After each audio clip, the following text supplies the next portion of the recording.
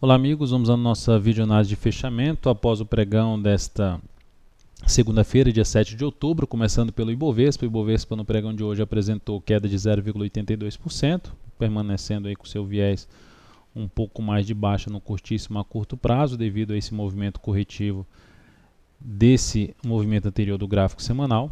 Então poderia se estender mais ainda no preço e no tempo, nos pontos e no tempo aí para o Ibovespa. Então segue um viés um pouco mais negativo depois de ter perdido aqui essa região de fundo anterior e basicamente ter estabelecido aqui uma tendência de baixa no gráfico diário.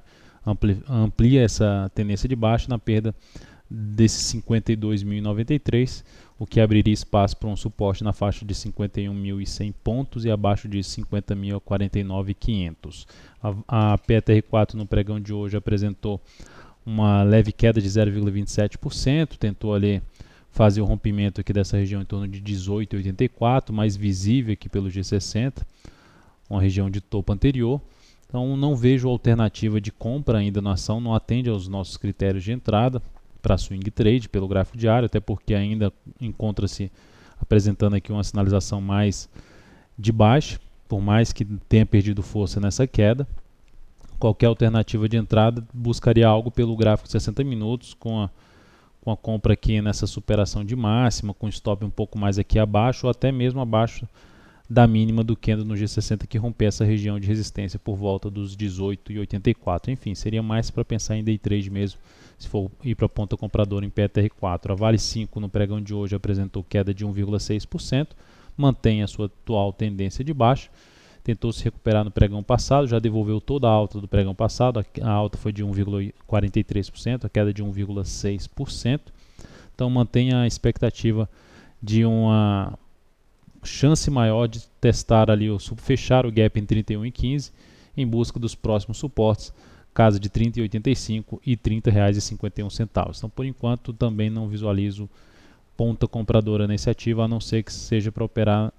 Para fazer day trade, ela tem que estar muito bem, abrir muito bem o próximo pregão para pensar em ponta compradora no ativo.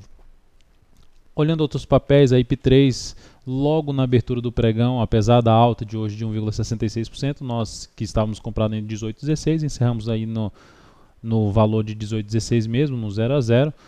O ativo já vinha para o quinto pregão e não tinha decolado, não tinha andado, resolvemos encerrar a posição. Logo em seguida a ação foi lá e rompeu a zona de resistência que ela tinha montado aqui numa lateralização, principalmente vista no G60 em 18,30, e a única alternativa que houve aqui nesse momento para se pensar em alguma compra seria no rompimento da máxima desse candle, que fez esse movimento, faz uma correção.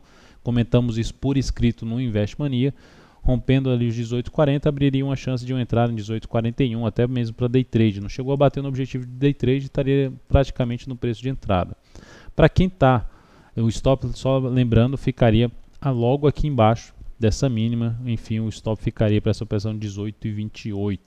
Para quem está comprado no papel ainda, pode-se trazer já o stop da operação, se voltar para 18,16, encerrar, não sai mais com prejuízo dessa operação. E a ação conseguindo gerar uma nova máxima no próximo pregão, superando os 18,50, já começa a evoluir o stop de proteção de lucro para mínima, para a próxima mínima ascendente para a IP3. A BBRK3 executou, recomendamos a entrada nela hoje, uma entrada ali na faixa 5,91, executou essa entrada em 5,91, está em 5,90, se voltar para 5,91 ainda valeria entrada aí no próximo pregão. O stop dessa operação está em 5,78, logo abaixo dessa região. Apesar de ter uma tendência um pouco mais indefinida, gerou um movimento forte, principalmente visto aqui pelo gráfico de 60 minutos. Fez uma correção, essa correção aconteceu aqui de forma até no tempo aqui mais abaixo, uma lateralização, fez um bom rompimento no G60 e fez a superação dessa máxima após a primeira hora de pregão, trazendo uma possibilidade de comprar aqui com stop aqui embaixo. Ela vai gerando novamente aqui uma chance de um fundo ascendente, parando ali acima de 5,90, algo um pouco mais positivo. Se romper 5,90 de novo, traz essa chance de entrada. O objetivo está em 6,04, uma operação com risco em torno de 2,2%. E GTA3 no pregão de hoje ficou mais ali de lado, com queda de 0,4%, ela já fez um movimento forte, deu uma parada e gerou um candle muito forte de alta, está em tendência de alta de curto prazo, já tem várias semanas subindo. A única alternativa que teria, depois de mais uma Algo parecido com isso aqui, uma lateralização, seria buscar uma entrada ali pelo intraday. Na minha avaliação, nesse rompimento aqui em torno de 24,95, preferencialmente após a primeira hora de pregão. E trabalhando com stop aqui embaixo, tentando pegar a evolução desse movimento aqui de subida depois desse forte candle de alta. Então ela retorna para a região ali de topo anterior, mais visível aqui. Se eu dou um zoom menos no G60, fica mais visível essa região de topo anterior no G60. Então o rompimento aqui dessa máxima poderia trazer uma entrada aí de curtíssimo prazo ainda nessa ação, tentando pegar um movimento do dia ou até mesmo uma operação de 1 a 2 pregões.